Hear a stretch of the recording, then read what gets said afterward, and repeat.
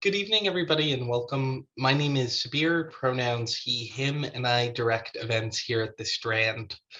Before we launch into a discussion of Jason Reynolds and Raúl the Third's new book, Stuntboy in the Meantime, I'd like to share a little bit of history about the Strand. The Strand was founded in 1927 by Benjamin Bass over on 4th Avenue's Book Row. Stretching from Union Square to Astor Place, Book Row gradually dwindled from 48 bookstores until after over 94 years, the Strand is the sole survivor, now run by third generation owner Nancy Bass Wyden. We want to thank all of you for your support. Without our loyal community of book lovers and the time of authors like Gene, Jason, and Raul, we wouldn't be here today, and we are so truly appreciative of all of you. Tonight, we are thrilled to have with us Jason Reynolds and Raúl the Third for the launch of their new book, Stuntboy in the Meantime. Jason Reynolds is the #1 New York Times best-selling author of more than a dozen books for young people, including Look Both Ways, A Tale Told in 10 Blocks, All-American Boys with Brendan Keeley, Long Way Down and Stamped, Racism, Anti-Racism, and You with Ibram X. Kendi. The recipient of a Newbery Honor, a Prince Honor, an NAACP Image Award, and multiple Coretta Scott King honors, Reynolds is also the current National Ambassador for Young People's Literature. He lives in Washington, D.C. Raúl the Third is an award-winning illustrator, author, and artist living in Boston.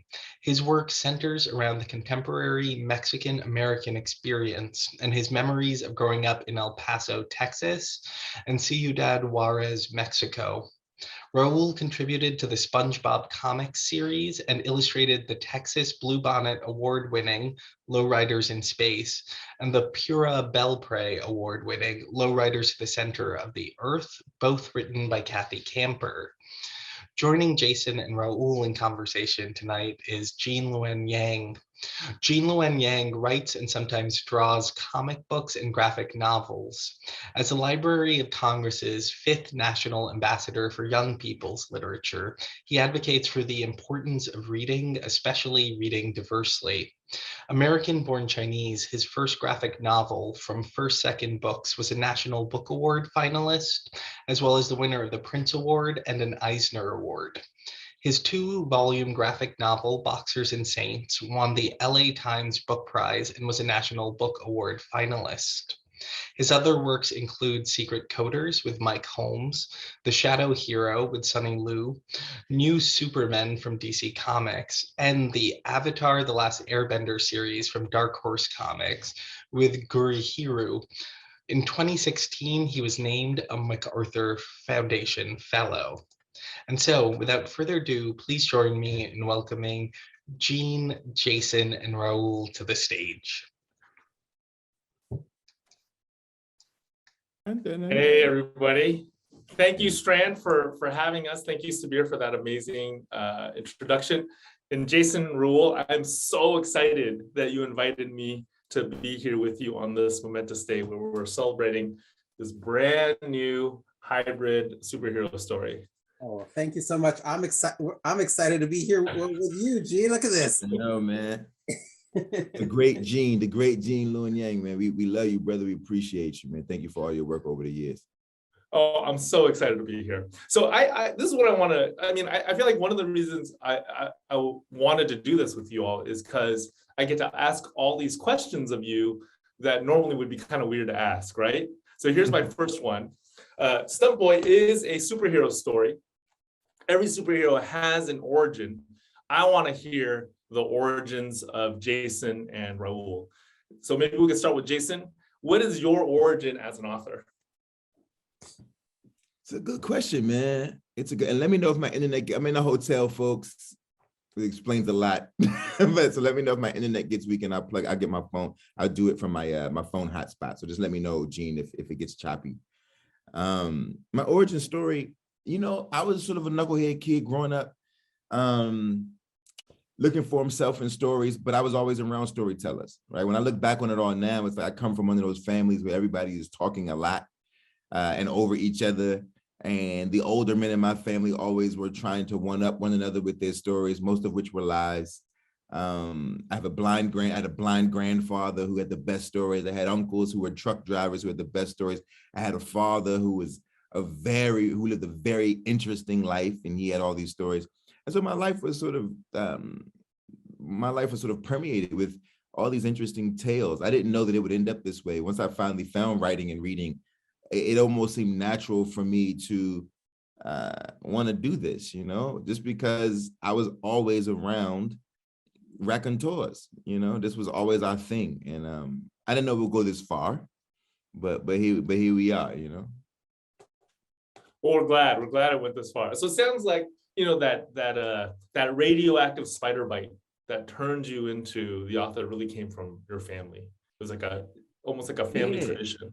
Yeah, but you gotta have some of that in you already, right? So like there's always like a booster, right? The spider bite is the thing that catalyzes what already exists inside of a person. And so for me, I think that is what existed inside of me, and rap music was the spider bite. Oh, I see. Right, like rap music was the thing that said, "Oh no, you have a voice. You could do this." You know what I mean? Yeah. And that's what catalyzed all the things that I think already lived inside of me. So can I ask, how'd you go from music that you listen to words on a page? Well, because I'm old, and when you're of a certain age, you can remember liner notes. You can remember when you could read. Rap music could be read. Right? We don't think about it that way, but back in the day, rap music could be read. You could read the lyrics, and that's what I used to do. I used to read the lyrics, and from there came poetry, and that introduced me to a new world, and then from there eventually came writing fiction. To this collaboration with Raul. So Raul, how about you? What was your origin story as an illustrator? Listening to Jason telling us about his origin story has kind of just reminded me that I also came from a family of storytellers. My dad was a door-to-door salesman, and he was constantly coming home and telling us stories about his adventures on the road.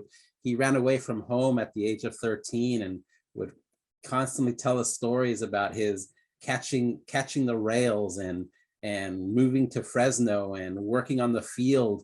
My mom was born in Mexico, came to Juarez. She would tell us stories about her old hometown and her life as a salesperson at the Mercado Cuauhtemoc.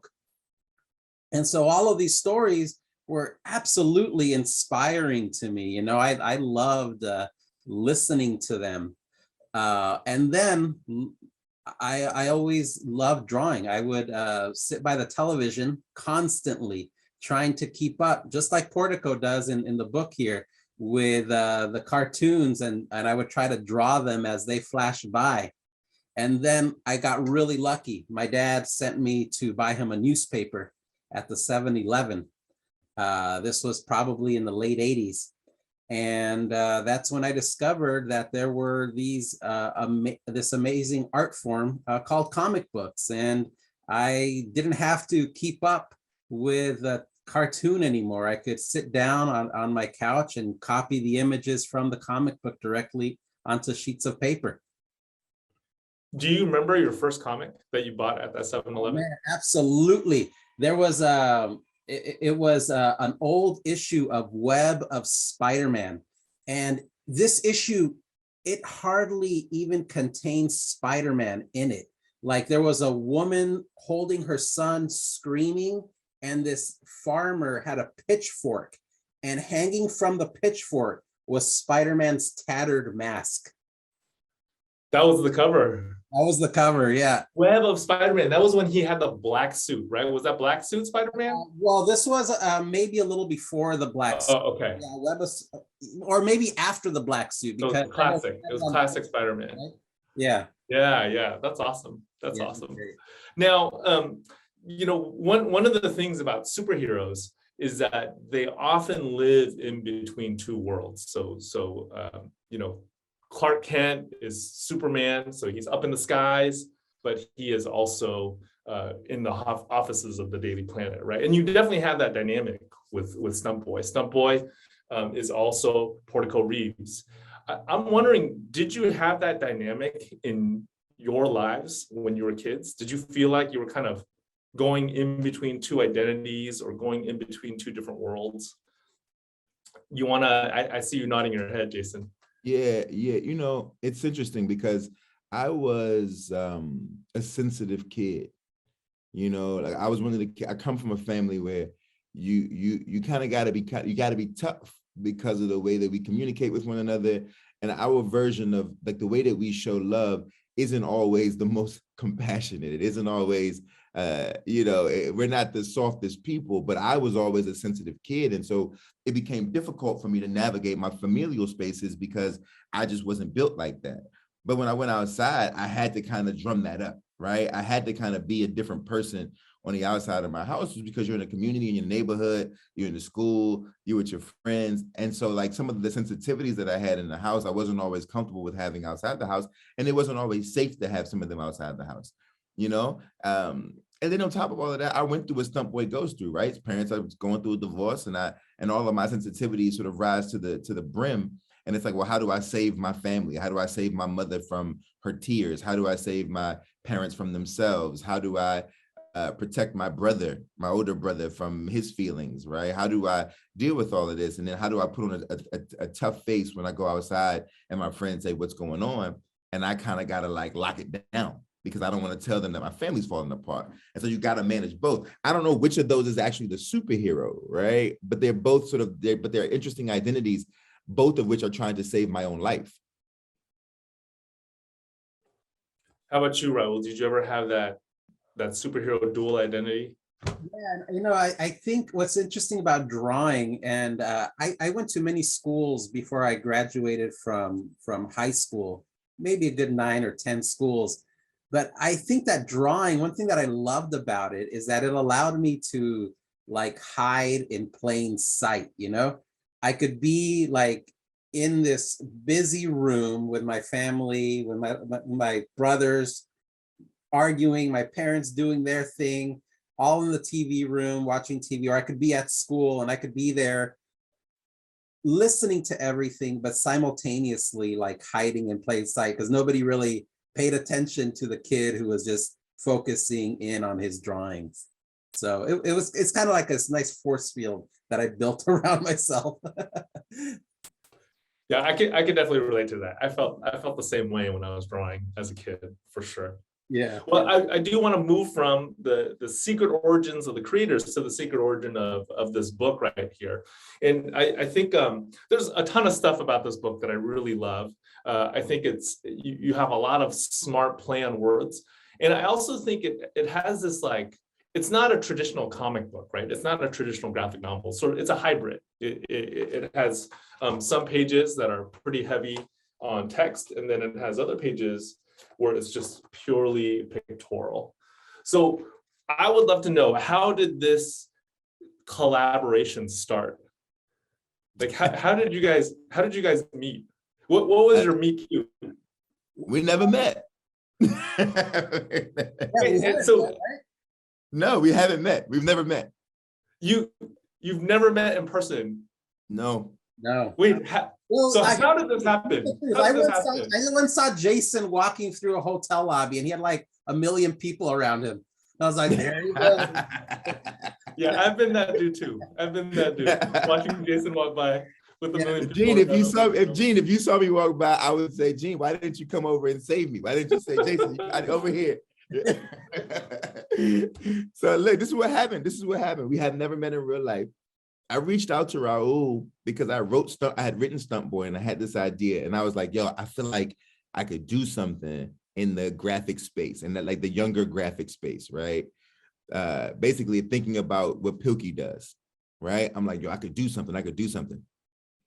So I reached out to Raul to ask Raul if he knows any illustrators who might be good. Why'd you reach out to me, man? That's true. That's what happened. I'm like, Raul, I got this idea. I'm thinking maybe you know some people who can help me with this. And I'm like telling, he's like, well, what's the idea? Oh man, it's about this kid in this apartment. He's like, his parents are going through it, you know. And then after I like lay it all out for him, and he's like, well, I don't know if I know anybody, but I mean. Well, here's the thing. I compiled a list of people. I sent them along, but then at the very bottom I said, and P.S., or maybe I can do it.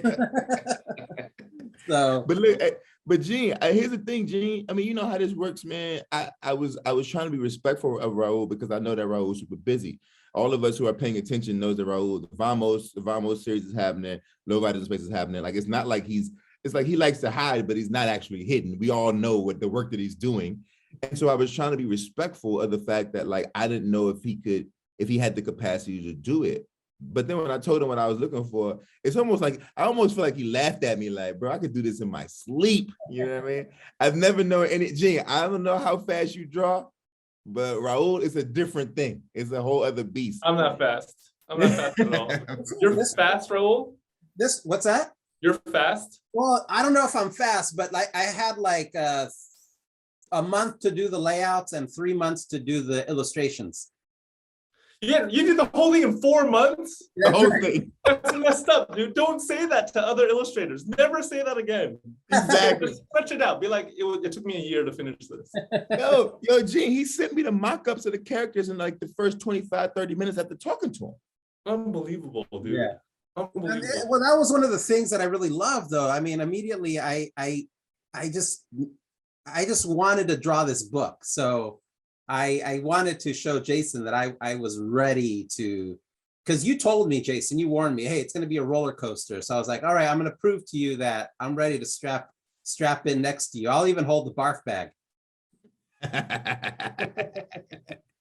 And he got to it, man. He got to it, and it happened very fast. Okay, so talk to me about that. Talk to me about, first, on Jason's side, I want to hear, like, how did Stuntboy present himself in your brain? And second, I would love to hear from Raul, what was it about Stuntboy that made him think, even though I'm busy with a billion other projects, I want to do this? You know, originally, Stuntboy was a middle grade or like a YA novel. Just a straight ahead novel. And it was about this kid who, the original idea was, there's a kid whose mother is an architect, and they live in a house that she built that's the shape of a heart. And they're going through a divorce. And so the literal home is breaking. It's a literal broken home, right? Like a broken heart. And because she's an architect, she names her son Portico, right? So I wrote like 20,000 words of this thing and realized this is a really sad story that I'm not actually enjoying, right? I was like, man, this is kind of a drag, right? The father lives in the backyard in a tree house. Like, it's like a whole thing. And I was like, yo, I just don't know if anybody who's going to want to read this really sad story. And so I was like, man, we're in the middle of the pandemic, and I'm trying to figure out how to like tap into my, you remember how like at the beginning of the pandemic, a lot of us were having a hard time writing and reading. Yeah. So I went to the bookstore and I bought all the Captain Underpants as a way to just like get my reading muscle up. And so I'm reading through the Captain Underpants stories, and I'm laughing hysterically because I personally think Dave Pilkey's a genius. I think those books are brilliant personally, right? And so I'm reading through and I'm like, this is hilarious. And then I realized maybe this is where Stuntboy belongs. Maybe, well, it wasn't Stuntboy. Maybe this is where Portico Reeves belongs. And that was when I sort of rewrote the story, changed everything, and realized that like it doesn't have to be this really complex story about a broken heart. It could be about this little boy who is just trying to navigate his anxieties around a changing family. And then I was like, oh, I'll keep his name, but I'll also pay homage to Christopher Reeve by naming him Portico Reeves. And I took like 2 or 3 months and kind of worked it out and got it done. I originally wanted it to be, and Raul knows this, but we originally wanted it to be single chapter books, just like that Captain Underpants, 4,000 word books, like serials. But it just didn't work out with Simon and Schuster. They're like, nah, let's start off with like one big chunk to see if we get a buy-in, and then we'll figure out if we can do it that way.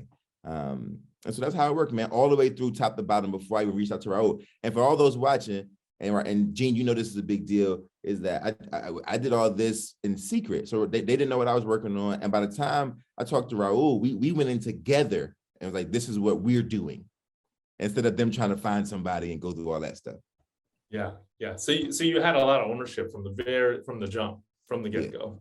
Yeah. So then on Raul's side, what was it about this story that kind of immediately made you think, I'm going to put my name at the bottom of this list? Yeah, I mean, there was a lot that I loved. One was the name. I love the name Portico Reeves. I loved. I didn't even realize, Jason, just until now, that Reeves was a reference to Christopher Reeves, which is amazing because I told you this, Jason, early on, that I'd always thought it would have been amazing if they had gone with Muhammad Ali as the casting choice for Superman way back in the day, and how it would have just changed everything for superhero-dom. And so I kind of based young Portico on young Muhammad Ali. And if you look closely, his shoes are a brand that are that say Clay's on them, after Cassius Clay. So that's kind of cool how it all comes together that way, right? Yeah, so, man. I mean, that was one of the things that excited me.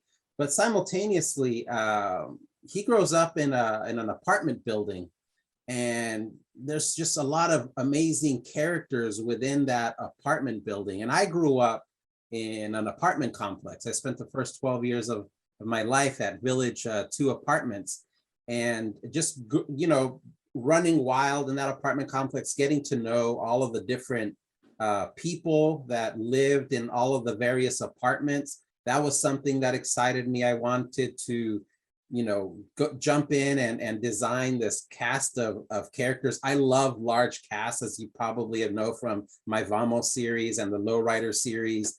And then also just trying to figure out a way to capture the anxiety that existed within Portico, which was something that I guess both of us had growing up, Jason. So it was something else that I just wanted to like wrap my mind around and see if I could find a way to illustrate that. Yo, it was dope too, Gene. At the beginning of in our initial conversations, we were laughing about how, you know, when we were kids, how like you had like your traditional superheroes, but then you also had these strange sort of offshoot real people like Super Dave, right? And how like Super Dave Osborne might as well have been a superhero, right? It was like, yo, this dude is doing some wild stuff. And like, but like for our generation, the stuntman was a real thing. Like that was like a real thing. And so a lot of it's based on like Super Dave and all of that stuff as well, you know? Yeah. Evil Knievel, you know? Evil Knievel. Evil Knievel. You're old enough to know who Evil Knievel is, Jason? Come on, man. Of course. Of course, man. And I got a brother. I got an older brother who's Raúl's age, which is old, obviously. A whole 20 years, is it, Jason? Now you brought up the supporting cast, right? All the denizens of this apartment building that Portico calls the castle. And I gotta say, that was, as soon as I saw that, like this page right here, really charmed me, where we get introduced to all the different people in all of the different apartments. I love that page, and that was one of the first introductions I had to the book. And you know, immediately you start thinking about real people that you've encountered in your own life that are similar to the ones you end up drawing. And yeah, it was fantastic. So that was words first then. It was Jason put down the words and then you came up with the character designs for the supporting cast? Yeah. Okay. So were these, some of these characters like or Zola or any of them inspired by real people on either side, either in the words or in the way they looked? On my side, everybody, man. On my side, I mean Zola, I mean Mr. is based on the cat named Lenny, who I saw the other day at my mom's house. He's a schizophrenic brother that I grew up with, who is a neighborhood legend. And he's safe, right? He's safe, but if you don't know him, you don't really understand him. But if you know him, like all of us do, we protect him and we love him. And you know what I mean? And I think about him all the time. And I got to see him on Thanksgiving. He came to my mother's house.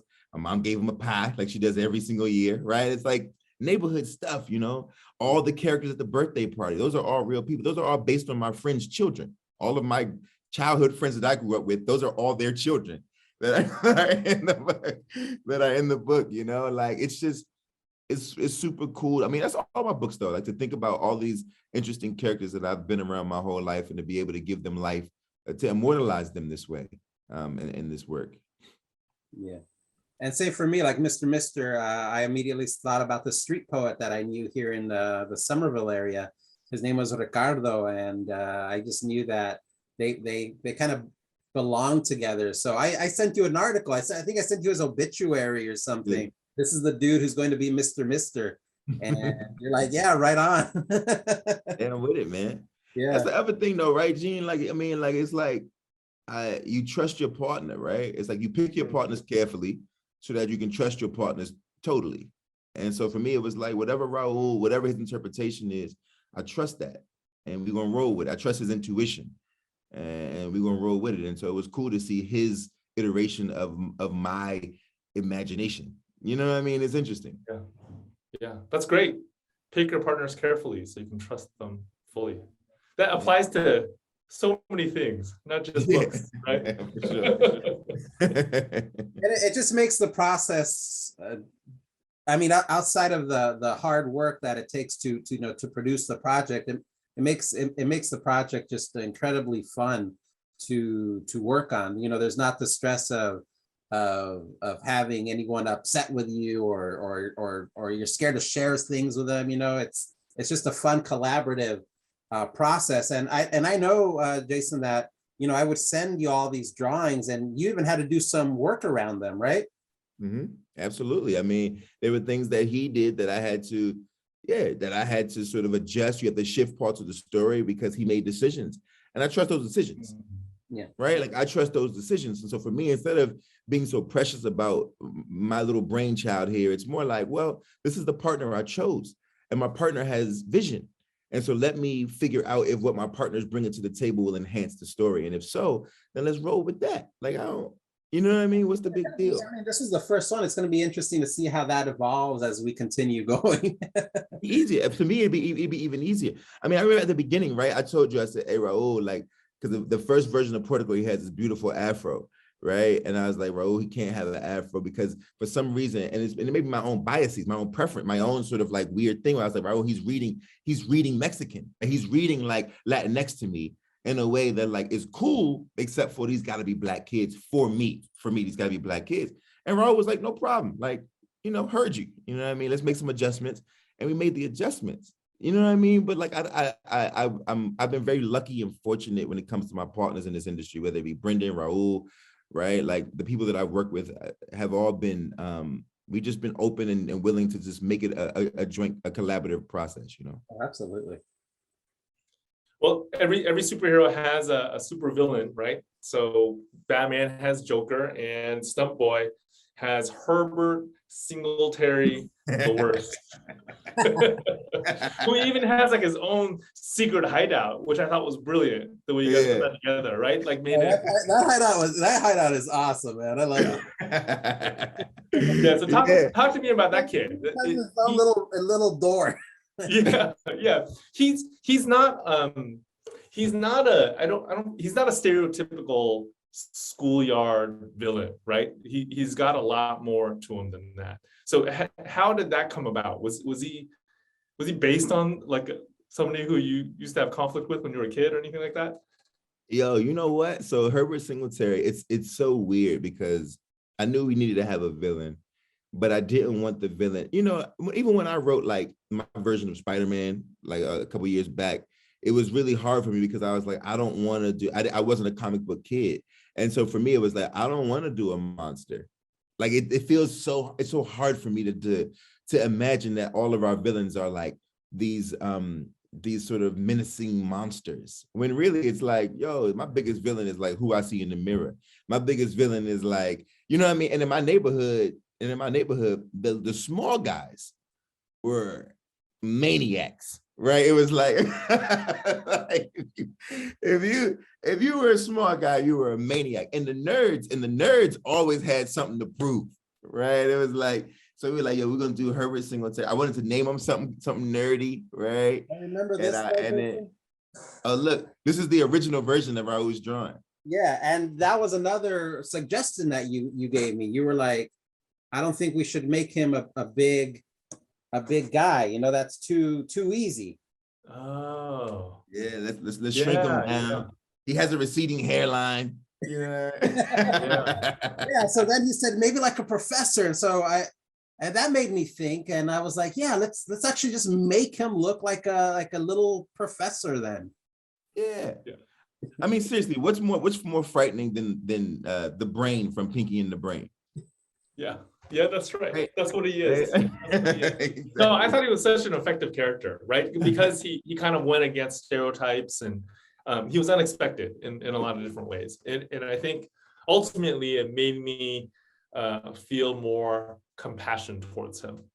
I think at the exact moment when you guys, pulled on those heartstrings and manipulated me internally. But look, because he had real motive, right? There was something happening with him that we learned later on. When you guys read the story, you'll see that there's something to him. He's not just a bad guy.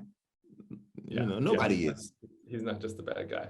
So Raul, when you were like figuring out his final look, like what sort of elements were you putting into him? Were there people that you were drawing from? Was it cartoon characters? I mean, once Jason sent me that email and saying, hey, maybe, or called me or whatever, and said, maybe we should figure out something else for him. And he basically, I don't know in what context, but he said professor, and that's the word that stuck in my mind. And that's when I decided, you know what, it would be kind of cool if I drew him much smaller and then gave him a suit. And then I started playing around with his hair and just tried to make him look a little young but old at the same time. And I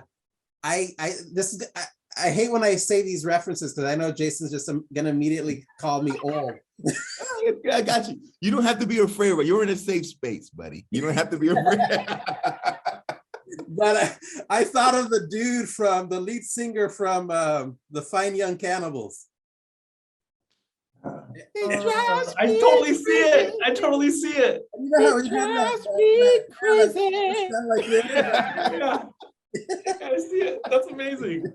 That's amazing. I was like, man, that would be cool if I kind of made this kid kind of look like the Fine Young Cannibals dude. For all the kids who are watching, look up the Fine Young Cannibals and listen to the greatest song they were one hit wonder, the greatest song you'll ever hear in your life. It's So one of the the rest of the album is not so hot. I love it. But yeah, that's kind of how I put things together. That comes from various sources. And I think when you're pulling from various sources, it just makes the character more real, and also it helps to familiarize people with who it is that you're drawing, because they might even be thinking, hey, that dude kind of reminds me of the Fine Young Cannibals guy. Yeah, some 7-year-old's gonna be like, you know who this person looks like? That guy from the Fine Young Cannibals. Yeah, exactly. Well, you know what I thought really worked with Herbert was, he looks like this kid that is trying his best to dress up like an adult, right? And then at the end, you realize, the reason why he's doing that is because he kind of doesn't want to be a kid. He doesn't want the vulnerability that comes with childhood. So it all kind of folded together in this really beautiful way. I thought something else that I thought was brilliant was just the whole idea of using stunts. So when I got the book, I was like, stunts, okay, so he's like just jumping off of buildings or whatever, right? Like he's doing all these like daredevil tricks. But ultimately, it's about something much deeper. It's about how a stuntman in a movie production takes on the danger of the other people in the production, right? And you're kind of using that as a way of talking about how kids sometimes take on the danger or the negative emotions of the parents around them, right? Yeah. I felt like that was like, it became clearer and clearer as you went. And I think you did something really, really difficult too, in that you made the conflict between Portico's parents both funny, but also heartbreaking. Like every single one was both of those. So talk to me about that. Like how did that idea of using stunts as a way of talking about this aspect of childhood come about? And then how did you manage to balance that, funny with heartbreaking, especially in those fight scenes? I used to be a social worker. And years ago, like when I was 24, 25, and I had this client who was schizophrenic. And one day we got a call that she had taken all the knives from the kitchen and locked herself in her bedroom.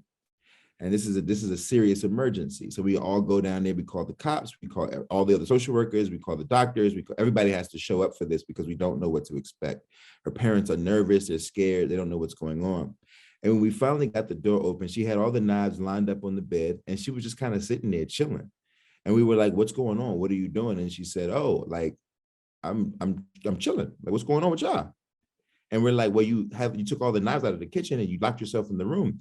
She said, yeah, but that's because my parents were arguing and I was making sure they didn't harm each other. She couldn't, like, it was like in her mind, what she was hearing was far more dangerous than perhaps what it actually was, but it sent her on a path to save them from themselves, right? And that stuck with me that was 13, 14 years ago. And I've never forgotten it. And so that's where it begins, this idea that like there are so many kids who, because of the way that they're processing information, feel the need to take on responsibility that's not their own. This is what the track series is about too, right? This is what As Brave as You is about. This is what a lot of the stories in Look Both Ways is about, right? This is a thing that I'm always thinking about is like, what about the kids who are forced to carry a weight that they shouldn't have to carry? So in this particular story, I wanted to figure out how to do it in a way that felt a little lighter, where it's like, okay, he's really like, he's a stunt man, right? Because the stunt man they never get the credit, but the stunt man's job is to keep the superhero or the action star a star, to keep them safe, so that they always look like the hero, even though there's somebody behind the scenes taking those lumps, which is really what happens in divorce, which is what happens in all, right? The kid takes the lump, which is what happens in schools. The kid takes the lump, right? That's the way it works, right? And so he's choosing it. And that was sort of where it all came from. How do you keep it funny? Kids inherently are funny. So as long as I can remember that this is a child, right? Because I think what happens sometimes as adults who write for kids and about kids, we get a little like adulty. We turn children into adults. But if we could really kind of live in the space of children, they naturally are just like hilarious, right? Even in the midst of them trying to sort out very hard things, it's like the fact that he hears like in the meantime means a very different thing to him. That's what kids do. And that's hilarious and also not so hilarious, right? Like at the same time. And I try to be true to the sentiment and to the true disposition of an 8-year-old or a 9-year-old. So how about on the picture side, Raul? How, like, especially with those fight scenes between the parents, how did you find that balance? Well, those were interesting and at times challenging sequences to draw because of what Portico was witnessing. And I think sometimes I tried to make it, I made it otherworldly. Like there's this one scene, and I used Jason's descriptions of a fight to just kind of build an illustration off of. So there's one where it looks like he's jumping into the middle of a storm. So I just use those elements of the swirling storm. And I did it in a way because I was trying to tap into his imagination and also how time might just slow down for him at that particular moment, you know? Yeah, I tried to find just elements that I could play around with, like the framing Portico, showing the battle, but then framing the shot so that we were seeing what the effect of that fight was and how it was affecting Portico. So there was all of there, you know, there's maybe 8 sequences, but I was just trying to find the best way to capture simultaneously what was happening in Portico's mind while showing what was happening in the exterior or in the real moment. Yeah, I mean, I thought the way you all use color too was incredibly effective, right? Like so you worked with the colorists, is that right? Well, so the color Elaine colored the Super Space Warrior sequences. Okay. And I did all of the Portico. Oh, okay. So stuff like this. That was you. Yeah. I see. Yeah, this is actually something that my editors and I talk about too, is limiting the palette for the sake of emotion. And I just saw that all over the place. You're doing that Yeah, he was using kind of like just old printmaking techniques, like going back to like Jorge Guadalupe Posada using just spot reds or blues and to really just emphasize actions and focus in on details that I wanted people to focus on. Yeah. Well, it works. It's great. It's great. So let's talk about. I think we got maybe 5 minutes before we're going to take some audience Q&A. So I want to make sure I get to this. Super Space Warriors. Yeah. So Watchmen had Tales of the Black Freighter, and Stuntboy has Super Space Warriors. What was this based on an old show? No. It was just straight out of your head. Straight out of my head, man. I wasn't a kid who watched any of that. Like this is so far from my natural, like my sort of space, man. Like, we talked about this, Gene. Like, this is not. I'm learning about all of this world like now. You know what I mean? But my older brother was into all of this, but I wasn't. I was outside playing basketball. You know what I mean? And so this was all from my head because I was trying to figure out how do we create third layer. Like, I'm always interested in sophistication for kids. Mm-hmm. Right, where it feels like kid stuff, but it's actually like a layer of sophistication. Mm-hmm. And so Super Space Warriors was a way for me to create subplot and to create parallel plot, mm-hmm. right, and to create symbolism and inference and all of this stuff, and to ground them in like their childishness. Right, mm-hmm. They were anchored in this thing that they both love. He and Zola both loved, and this was like the holy grail to them. Right, every answer is like it's like that episode, right? And it became this thing where it's like Zola, who is super, esoteric.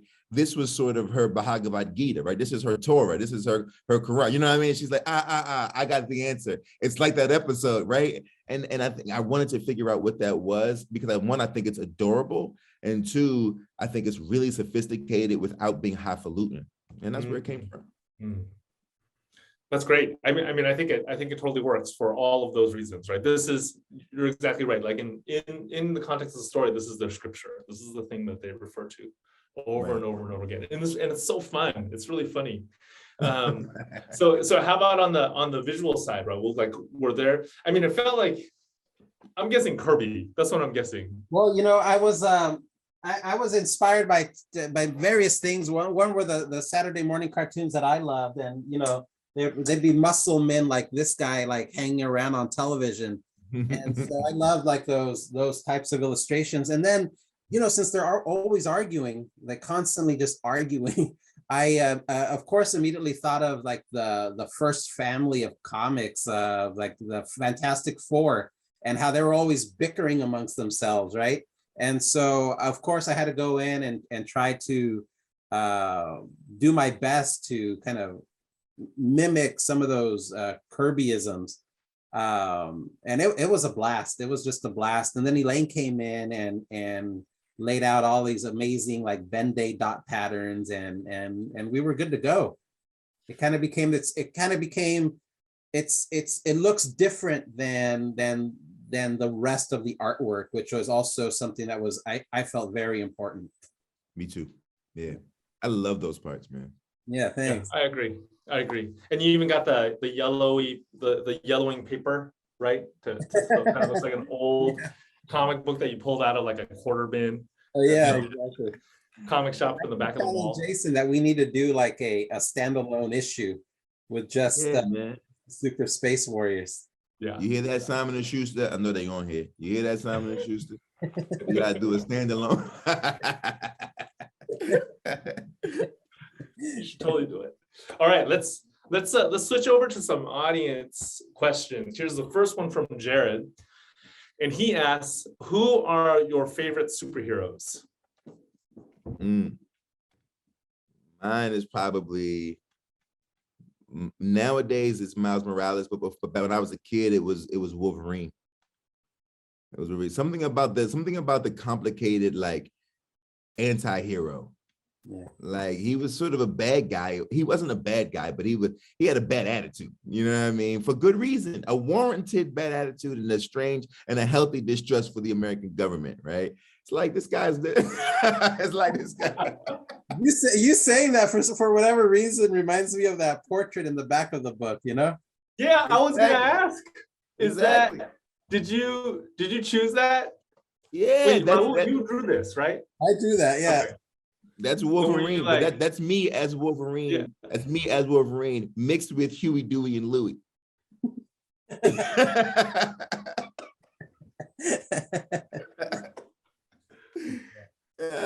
Got it. My favorite. Totally, I totally see it. My favorite hero, I just love like Popeye. I don't know if he's a hero, but I really loved Popeye as a kid. I still do. One of my all-time favorites. And Spider-Man. To Olive Because of Oil, that he's a first hero, comic. buddy. To Olive Oil, he's a hero. Yeah. I count. Yeah, Popeye has super strength. I count him as a. Think his spinach, man. When we were Yeah. kids, man, we had power pellets. Popeye had his spinach. You know what I mean? Bang, bang. Great. Yeah. He's due for a revival. I think Popeye's due for a revival. Yeah, but then when I became fascinated with superheroes and superhero comic books, I got to say my biggest heroes became the creators. Yeah.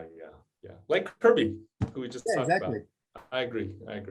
Yeah, one of the best. All right, here's the next question. This one's for Raul, and Dina says, "I love your drawings, Raul. Which is your favorite drawing in the book?" Oh, that's such a great question.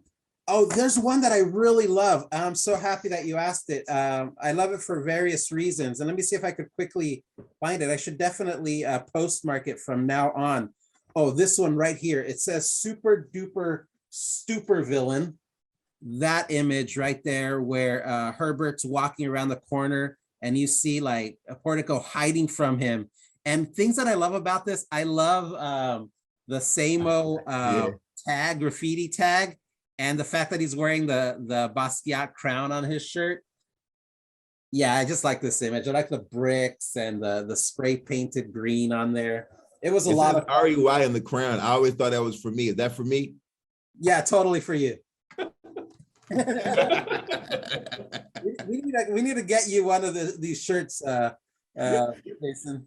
We definitely do. You should pass them out when you're followed by those crowds of people through the hotel lobby. That you ignore me, that you turn away from me. You see, oh, there's Jason. By the Okay. way, I'm really proud of that. We've gotten some swag and one of them. Wow, that's awesome. Stuntboy wristbands here. Simon and Schuster put those together? Yeah. Those are great. It's like keychains. There's like whole Halloween costumes and stuff. It's cool. Yeah, it's really cool. That's awesome. All right, next question. What does it mean for you to be able to create work for kids where they can have people of color as the hero and not just as the sidekick? Oh, it means everything. I mean, I've dedicated my life to this, I think, what's even more important for me is that, like, yes, having people of color as the hero and not the sidekick is important, very important, but also having people of color as neither hero nor sidekick or villain, just people. You know what I mean?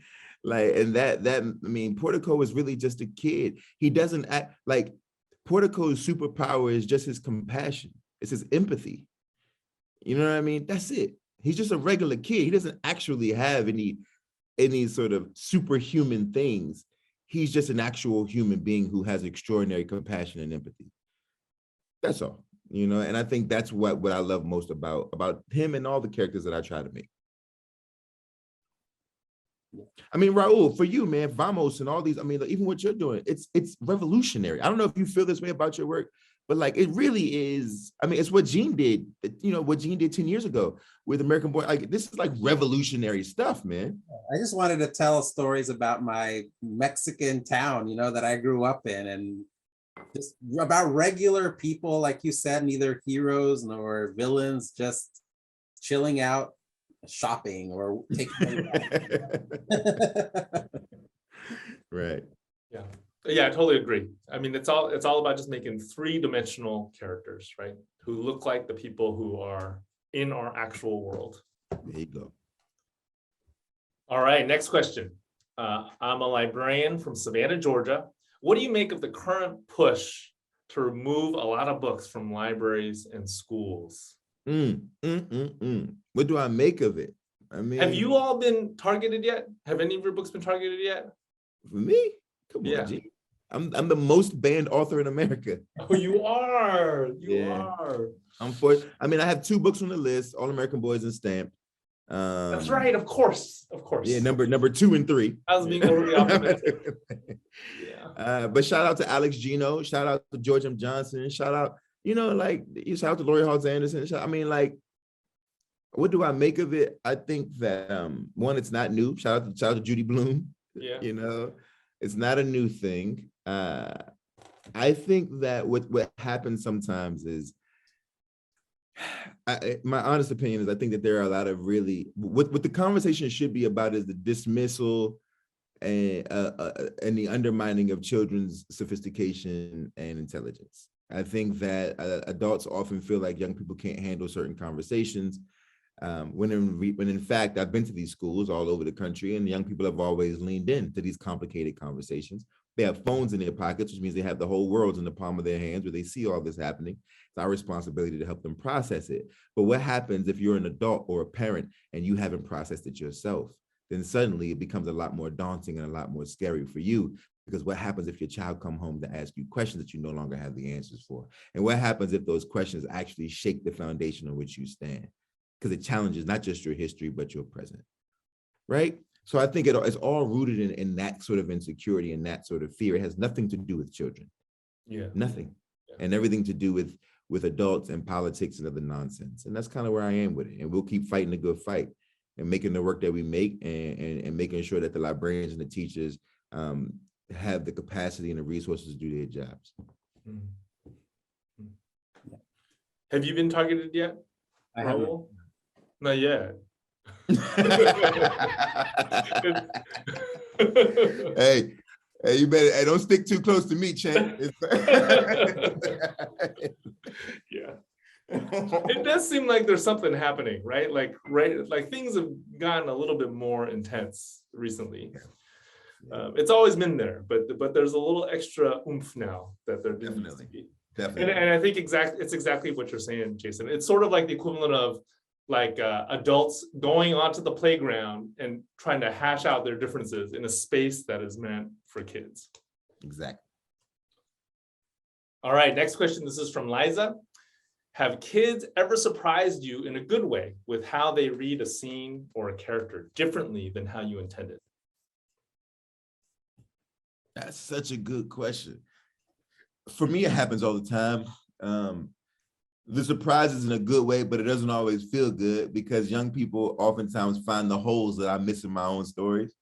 And they're like, this is one part. As a matter of fact, 5 minutes ago, right before we got on this call, there's a thing I got somebody sent me a tweet, and it's a young person, it's like a long essay they wrote. At the end of it, they're like, in Ghost, when he finally comes on the track with those shoes, his mother doesn't question where he got those shoes from. And I was like, and that has happened to me over and over again. And what it does is it reminds me that young people are awake and paying attention and thinking critically about what they're taking in. And doesn't make me feel bad as a writer. Look, there are no perfect books. We do the best we can. You know what I mean? But it makes me feel excited and encouraged about the young folks and about the future for sure. Yeah, and I can't name any specifics, but I know that there are times when a student has read something deeper into my drawings than I had actually considered when I was putting it down on paper, and that to me is always very, very surprising. And then it makes me think about maybe what my original intent had been to begin with, and I love that. And I love how kids can have different readings on stories and on drawings. So it's fantastic. Yeah. Mm-hmm. Yeah, I agree. I think when that happens, it's always, you realize they're paying way closer attention than Yeah. yours, I think. Way closer attention than you might even be able to as an adult. Yeah, and then you don't feel as bad when they ask you to hurry up with the second one, you know? Yeah, yeah, that's right. What's taking so long, right? It's already been 2 years. Why not? What's the next one? Exactly. So, okay, so here's the next one. Do you have any advice for young writers and artists? I mean, my advice is a simple advice. It's going to sound cheap, but it's true that writing is about writing. And it's about writing, it's about reading, right? And it really is that simple, by the way. It's about doing the thing and allowing yourself space to be bad at it before you're good at it. And if you don't do the thing, you'll see when you get older, you'll be 20 and you'll be around people and they're like, oh yeah, I'm getting ready to start my book. And then you'll be 30, you'll see the same people and they're like, yeah, I'm getting ready to start my book. And then you'll be 40, right? Like it's not about saying you want to write a book. It's about trying to write something. Like it's an action, it's an activity, you know? So just keep that in mind. And that there's no wrong way to do it, man. I hate the fact that school teaches language arts, but technically only teaches language and doesn't teach the art part. There's no wrong way to do it, right? There's just your way to do it. Yeah. Right, there's your way. And keep that in mind as you're pushing along. Yeah. And for those illustrators out there, you know, it really is all about how much time you spend drawing, trying to figure out how your heroes are doing it. I mean, I spent so many frustrated hours as a kid trying to draw McFarlane's webs, not understanding how he could draw a contorted Spider-Man figure or and so, you know, you have to just spend hours drawing. And it's also helpful to kind of like realize who your heroes are early on, you know, like if you really love like Dave Pilkey, then draw from him and draw like him and write like him and write like Jason and create stories like, or draw like I do. And before you know it, you become a little bit of everybody that you love, you know, and you create your own original thing.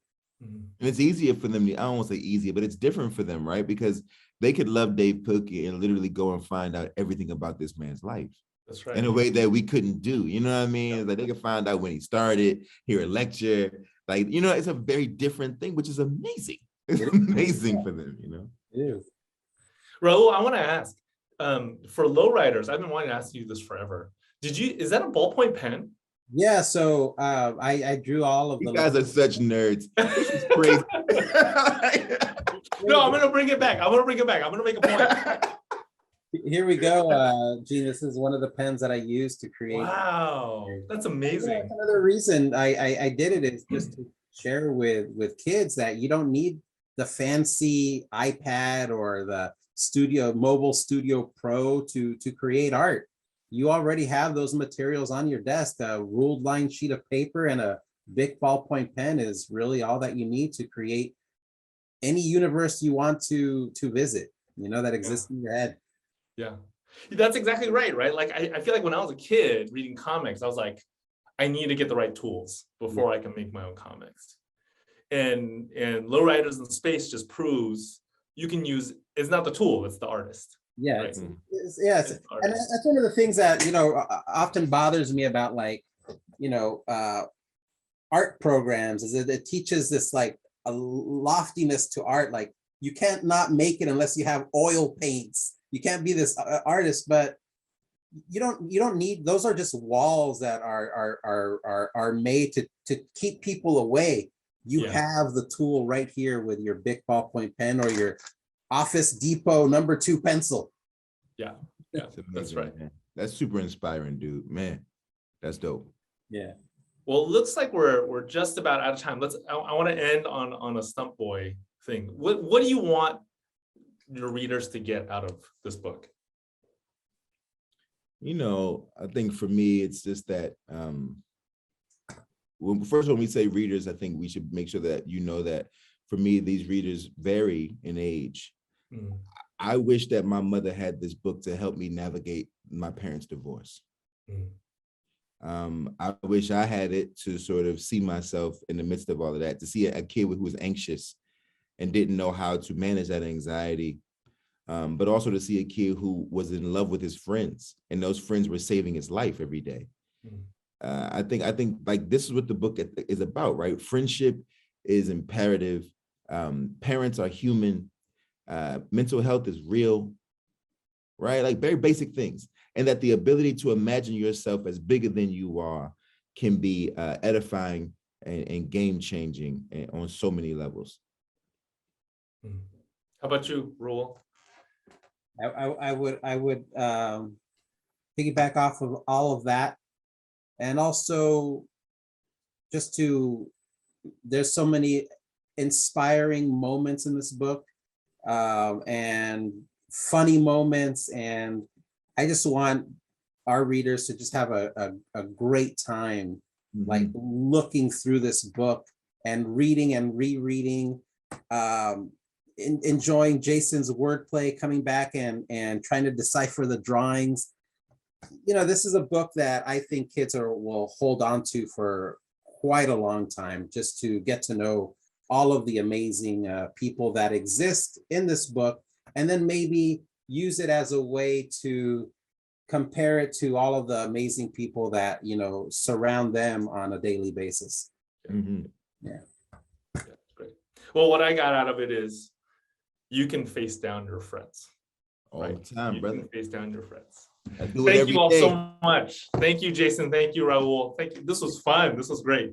Yeah, thank you. It was so much good to see you, brother. It's good to see you, Gene. I'm glad you're healthy and everybody's good, man. Yeah, you guys too. And thank you, Sabir and Strand. Thank you for hosting. This was great. Yeah. Thank you all. Solving the mystery of that bed rest. Go ahead, Samir. Do your job, Samir. Well, thank you all. That was a fantastic event. I dropped links in the chat if you'd like to order another copy of Stuntboy. The copies you've ordered will come with this fun, I don't know if you can see it, limited edition keychain, a signed book plate, and a tattoo sheet. And on that note, thank you, everyone. Thank you for joining us. I hope you have a wonderful night. And good night. Have a good night, everyone. Happy birthday, Raúl. Happy birthday, brother. Happy birthday, Raúl. Thank you. Bye-bye. Bye.